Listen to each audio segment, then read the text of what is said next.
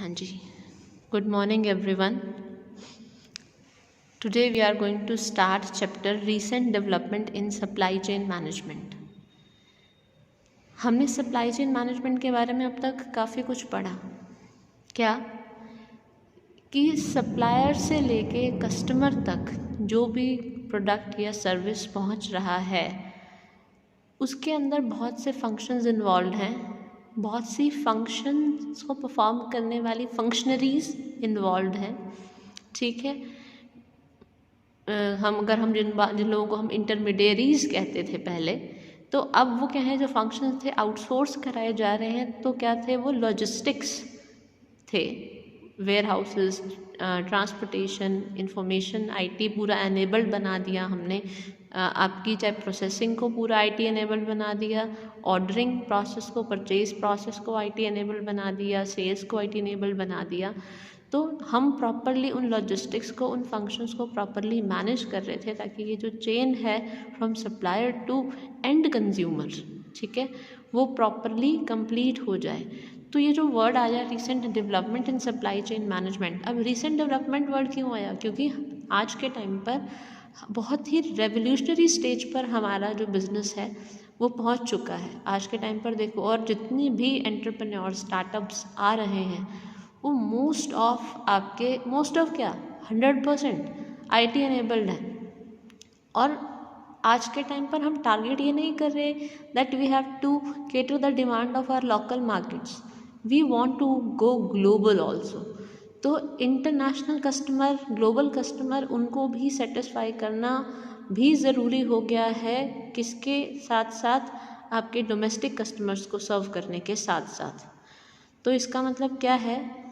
तो supply chain को भी क्या करना पड़ेगा? बहुत बेहतर बनाना पड़ेगा। और सप्लाई चेन को बेहतर बनाना पड़ेगा ताकि क्या किया जा सके, मार्केट शेयर, जितना भी मार्केट में शेयर है दूसरे आपके कॉम्पिटिटर्स का, उसके साथ compete किया जा सके। तो कंपटीशन में एक एज लेने के लिए, एक कदम आगे बढ़ने के लिए क्या करना पड़ेगा? सप्लाई चेन को और दुरुस्त करना पड़ेगा, ठीक है, तो अपस्विंग करना पड़ेगा।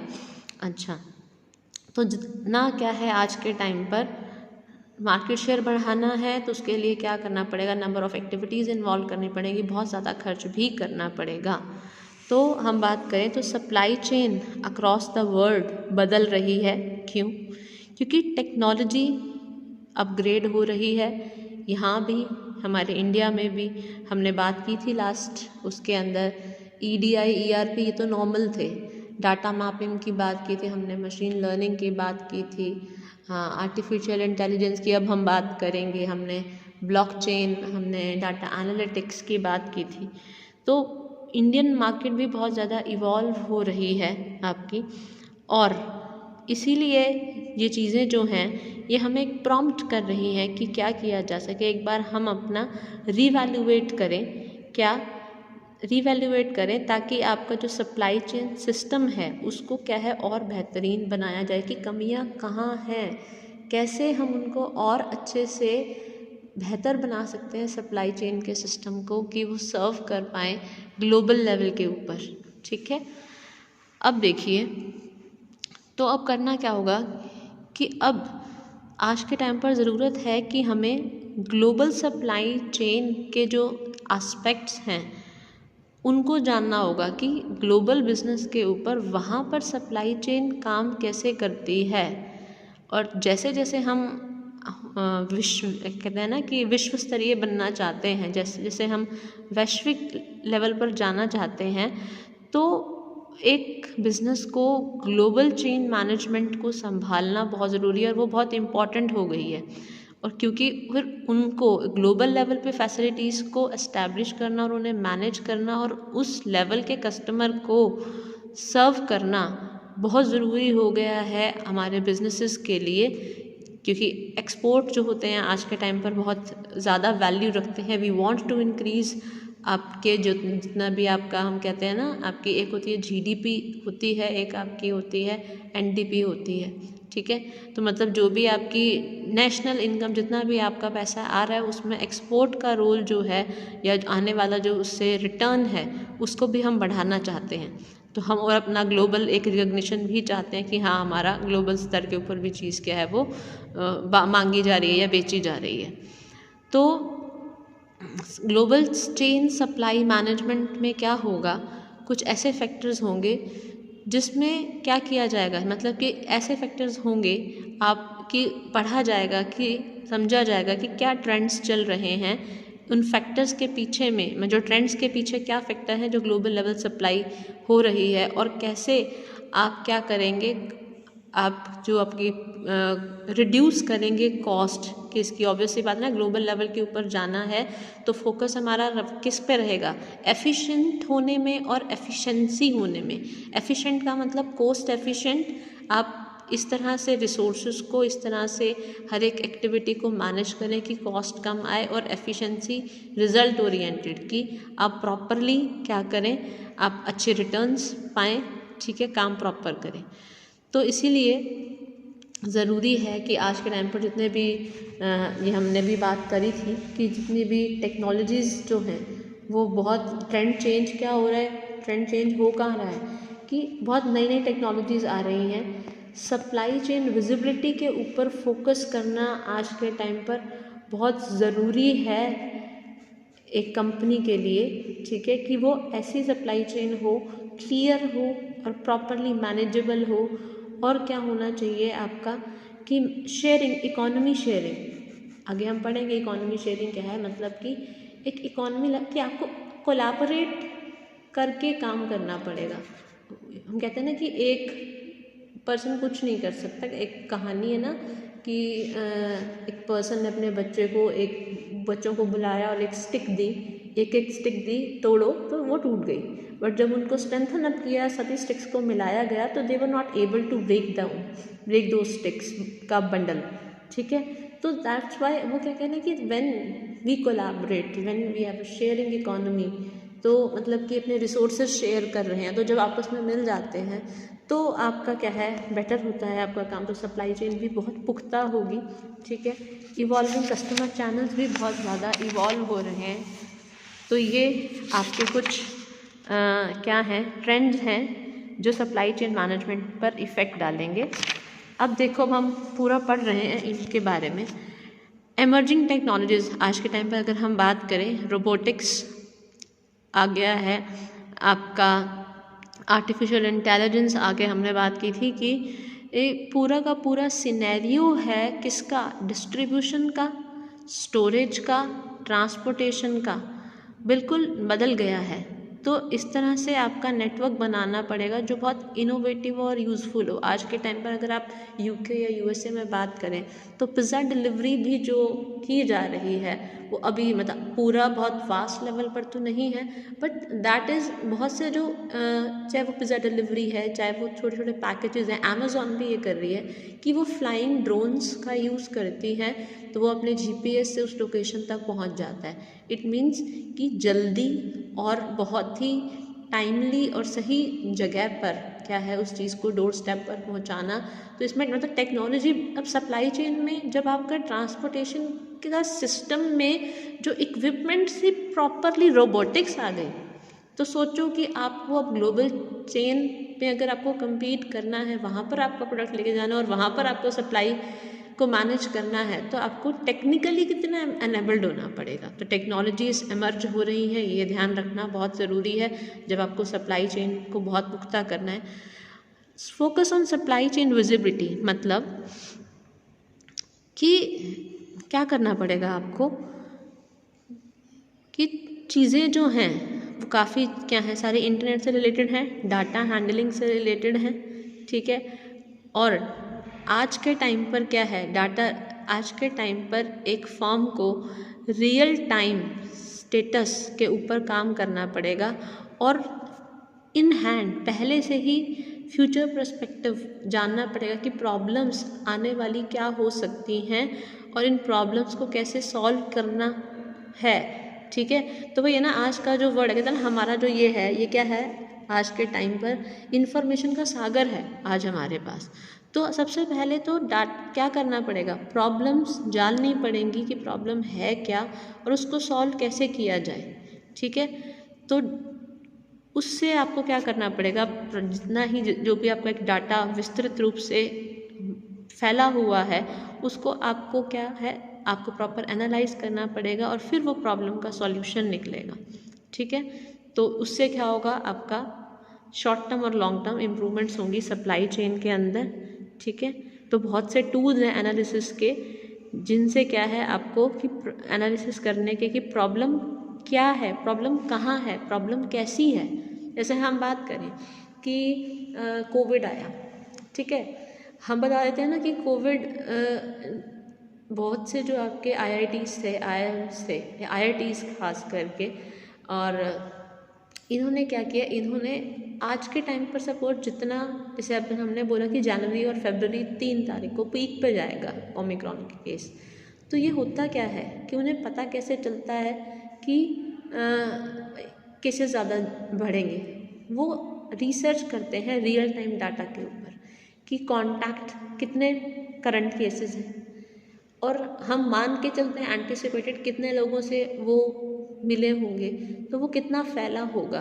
तो वो उनकी जो एक्सपेंशन लेवल है, उनका जो कहते हैं ना, उनका जो भी फैलाव है, वो उसको जानने के लिए क्या है, डाटा टूल, जैसे मैंने पावर BI की बात की थी, SPSS की बात की थी, R की बात की थी, तो उनसे क्या है वो प्रॉपरली रियल टाइम स्टेटस जान पाते हैं और फिर समझते हैं कि हाँ आने वाले टाइम में अगर इतने केसेस बढ़ गए ना तो तैयारी पहले से ही कर लो।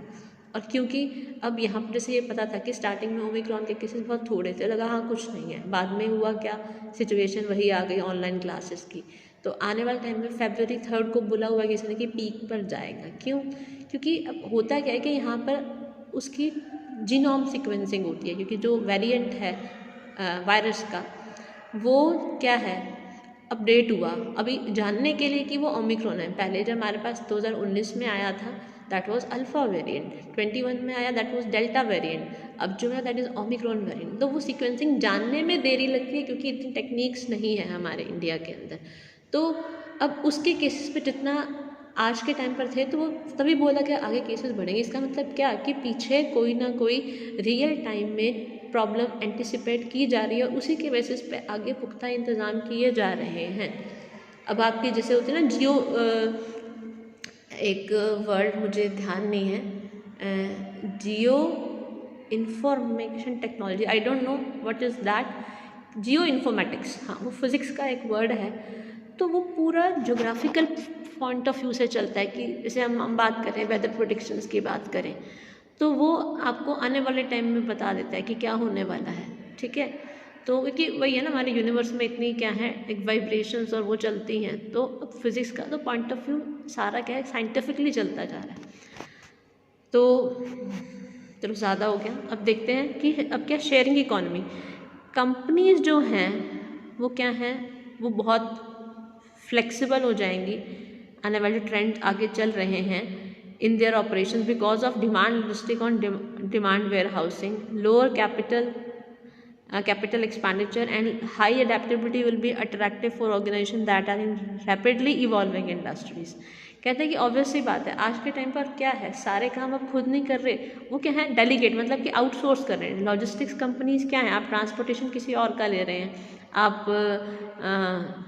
वेयर हाउस किसी और का ले रहे हैं, उसका रेंट पे कर रहे हैं। ठीक है, IT आपने वो आउटसोर्स कर रखी है, कोलैबोरेटिवली काम कर रहे हैं। तो कंपनीज बहुत फ्लेक्सिबल हो चुकी हैं ऑपरेशंस की। तो क्या है आपका कोलैबोरेट करने की वजह से तो ये आपकी जो इकोनॉमी है वो शेयरिंग इकोनॉमी हो गई है और बहुत ही हाई लेवल पे। इससे हुआ क्या कि कैपिटल एक्सपेंडिचर जो हुआ वो बहुत कम हुआ, क्योंकि हर एक चीज़ आपको खुद ट्रांसपोर्टेशन के इक्विपमेंट्स नहीं लाने पड़ रहे, आपको वेयर हाउस नहीं खरीदना पड़ रहा, मिनिमल जो चार्जेस हैं वो पे करने पड़ रहे हैं उस सर्विस को लेने के लिए।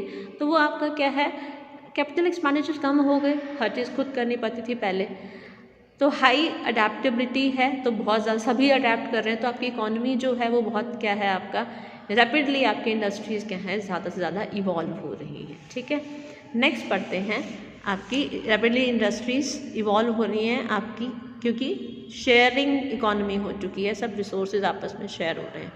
इवॉल्विंग कस्टमर चैनल्स, कहते हैं आज के टाइम पर क्या है जो हम पारंपरिक हम बात करें जो व्यापार होता था, बिजनेस रिटेल होता था, वो आज के टाइम पर क्या हो चुका है, मतलब मीडिएटर की जो मीडिएटर जो है वो ख़त्म हो चुका है, वो डायरेक्ट टू कस्टमर D2C हो चुका है। आप लोग अगर शार्क इंडिया देखते हैं तो वो बोलते हैं हाँ तो तुम D2C करना चाहते हो तो उसके अंदर आपकी कॉस्ट कितनी पड़ेगी, आप अगर ये मीडिएटर लाने की तो आपको ज़रूरत ही नहीं है जब आपका चैनल ही इतना स्ट्रांग है। ठीक है, तो कंपनीज आज के टाइम पर D2C वो चाहते हैं कि भाई सीधी सी बात है कि उसके लिए सप्लाई चेन मैनेजमेंट में इतनी कैपेबिलिटीज़ लानी पड़ेंगी कि D2C को आप प्रॉपरली डायरेक्ट टू कस्टमर जब पहुंचाना है, वहाँ मीडिएटर को जो हटाना है, क्योंकि मीडिएटर को हटाओगे तो क्या होगा, कम कॉस्ट आप ला पाओगे जब आप D2C कर रहे हो। ठीक है, तो कस्टमर चैनल्स इवॉल्व हो रहे हैं। पहले हम लोग D2C नहीं करते थे, पहले बिजनेस टू कस्टमर होता था, पहले अब क्या थे B2B होता था, फिर B2C होता था, तो बहुत ज़्यादा कॉम्प्लिकेटेड था, मीडिएटर्स ज़्यादा थे और क्या था आपका कि कॉस्ट ज़्यादा बढ़ती थी। ठीक है, अच्छा अब क्योंकि और सबसे बड़ी बात, अब अगर ग्लोबल लेवल के ऊपर जाएं तो वो और भी एक डाइवर्स लेवल के ऊपर जा चुका है सप्लाई चेन। तो नए नए इन्वेंशंस हो रहे हैं, टेक्नोलॉजी इवॉल्व हो रही है और जिससे काम ज़्यादा क्या है बेटर और इजी हो रहा है। तो आने वाले टाइम पे इन्वेंशन जितनी भी हो रही हैं वो देखनी पड़ेंगी और उनके अकॉर्डिंग वो जो कंपटीशन वो दे रही है ना, वो उसके अकॉर्डिंग मैचअप करने के लिए उतना कॉम्पिटिटिव होना पड़ेगा टेक्निकल वाइज भी कि उनके चैनल कैसे काम कर रहे हैं। ठीक है, तो ये ज़रूरी है क्या कि आप आज के टाइम पर कि कस्टमर को आप अट्रैक्ट करो और मतलब रिवेन्यू लो कस्टमर्स का सेटिस्फाई करके, तो ये डिफ़िकल्ट टास्क है। क्यों? क्योंकि सप्लाई चेन ऑब्वियसली बात है ना, एक वहाँ जाएगा ना पर्सन जहाँ पर सप्लाई हम लोग नहीं कहते कि हाँ भाई अमेज़न की डिलीवरी अच्छी हो जाती है, अमेज़न जो है वो पेमेंट भी फटाफट दे देता है, अमेज़ॉन के फीडबैक भी अच्छे हैं, उसका सारा पूरा वर्क कल्चर बहुत अच्छा है, तो हम फ्लिपकार्ट और स्नैपडील को उतना तवज्जो नहीं देते हैं। ठीक है, तो ये चीज़ मतलब हमें हर चीज़ क्या है आज तो फास्ट चाहिए, मतलब वही है, तो कंज्यूमर सेटिस्फेक्शन लेवल के लिए सप्लाई चेन मैनेजमेंट को इतना पुख्ता करना पड़ेगा, चैनल को डिस्ट्रीब्यूशन लेवल को इतना स्ट्रॉन्ग करना पड़ेगा, क्योंकि लोगों के पास पेशेंस नहीं है, टाइम नहीं है कि वो वेट करें उस चीज़ का आने का। ठीक है, अच्छा अब जैसे हम बात करें कि तो चैनल्स बढ़ते जा रहे हैं, जैसे हम बात करें कि अब सप्लाई चेन जो है कहता है कि 2020 के अंदर अगर हम देखें तो साइकिल्स जो आपकी कोलैप्स ऑफ साइकिल हुआ है as process of continue to get, हाँ वही फास्ट होने के लिए कोविड के टाइम के बाद अगर हम बात करें उसमें इतनी इनोवेशंस हुए हैं, तो वो जितने भी इनोवेशन प्रोसेसेस को इतना इम्प्रूव बनाया गया है। क्यों? क्योंकि इम्पेशेंस लेवल बहुत इंक्रीज़ हुआ है। तो जो साइकिल थी ना हमारी एक प्रोडक्ट लाइफ साइकिल या जो भी आपकी पहले प्रोसेसेस चल रही थी, उनका आयाम ही एक डायमेंशन ही प्रॉपर पूरी तरह से बदल गई है। तो इनोवेशंस जो हैं वो क्या है, न्यू टेक्नोलॉजी की वजह से क्या हुआ है, इनोवेशंस जो हैं वो बहुत ही क्या है एक न्यू फर्टाइल लेवल के ऊपर जा रही हैं, नया ही क्रिएट किया जा रहा है। तो परफेक्ट इवोल्यूशनरी कंडीशंस डेवलप हुई हैं। डाटा का यूज़ 2020 से जितना किया गया है बहुत एडवांस लेवल के ऊपर किया गया है। और अगर हम बात करें कि आपका क्या है एक स्मार्ट और जेनेक्स हम बात करें जनरेशन नेक्स्ट, तो उस लेवल के ऊपर आपकी टेक्नोलॉजी आ गई है। तो ऑटोमेशन, आपकी additive printing, new generation of smart flexible robotics जो हैं ये धीरे धीरे क्या कर देंगी, क्योंकि सारा काम अगर हम अमेज़न में देखें तो उठा के सामान रोबोट्स दे रहे हैं, तो लेबर कॉस्ट कम हो जाएगी सप्लाई चेन से। एक बार फिक्स कॉस्ट डाल दी, बट फिक्स कॉस्ट से आप लेबर कॉस्ट कितनी बचा रहे हो, पूरी लाइफ की लेबर कॉस्ट बचा रहे हो ना। ठीक है, तब वो कम हो जाएगी तो फिर आपके पास जो कस्टमर को मिलेगा वो सस्ता मिलेगा। बिजनेस यही चाहता है कि मेरी डिमांड ज़्यादा बढ़े, तो सस्ता मिलेगा तो वो अंदर की कॉस्ट कम करेगा, अंदर की कॉस्ट में चाहे उसे लेबर कॉस्ट कम करनी पड़े करेगा। ठीक है, अच्छा जैसे हम बात करें कि आज के टाइम पर टेक्नोलॉजीज देखो कितनी, एक ऐड आती है कि आपका वॉशरूम कितना चमकता नहीं है, उसका देखो कितना चमकता है। वो कहता है कि भाई वो तो वो क्लीन अप वाले वो करके गए हैं साफ। इसका मतलब अब आप देखो ना सिस्टम क्या कि वो इतना एडवांस हो चुके हैं, वही एक ना डायरेक्ट टू कस्टमर्स कि वो अपना सीधा डिस्ट्रीब्यूशन कस्टमर को ही दे रहे हैं। कंपनी ने अर्बन क्लैब देख लो, आपको घर पर फेशियल मसाज कराना है बुला लो, प्लम्बर आ जाएगा बुला लो। ठीक है, अच्छा अभी जैसे आपके तो मेडिसिन, अभी टेड मेडिसिन या मेडिटेक कुछ चला है कि मेडिसिन क्या है, आप वो एडवाइजरी है आपके पास, आप मेडिसिन घर पर मंगा सकते हो, ठीक है।